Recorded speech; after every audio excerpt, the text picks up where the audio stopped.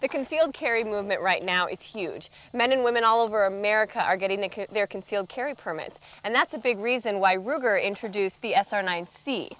Now, the compact version is the same gun as the SR9, except it's about ½ an inch shorter from the barrel, and you lose about an inch height-wise.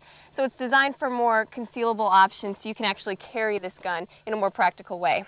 Now I've got Destin here with me. He's going to talk to us about something we probably don't think about when it comes to concealed carry, and that's tunnel vision, the effects that that can have on you if you're ever in an encounter where you have to pull your weapon and possibly defend yourself. So can you tell us a little about what tunnel vision is? Sure can, Lori, and that's a great question. We all get in these gunfights possibly, which we never hope to, but when that time comes, what do we do and how do we act during that gunfight? How's your body naturally going to react? And basically is represented with what we call tunnel vision. And what that is everything on your surroundings is going to focus in. Basically, your outer perimeter is going to fog in, and you're going to focus directly on that threat or that adversary in front of you.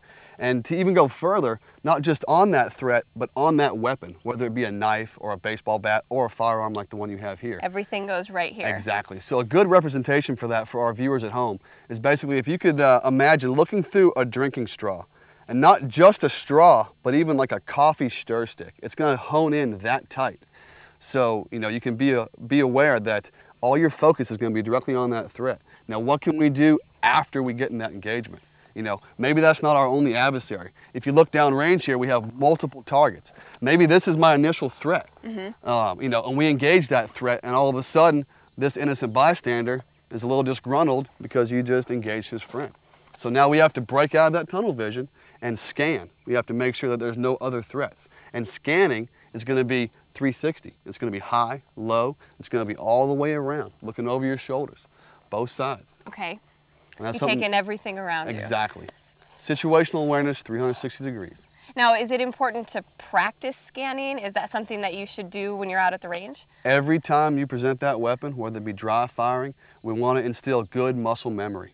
And so if you do it incorrectly one time, you have to train that much harder to get it right. So we always want to practice like we're going to fight.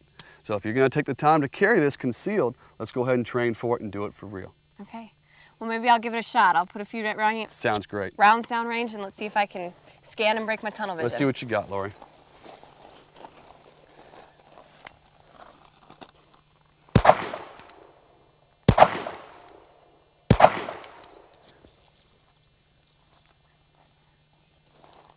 Perfect, look really good.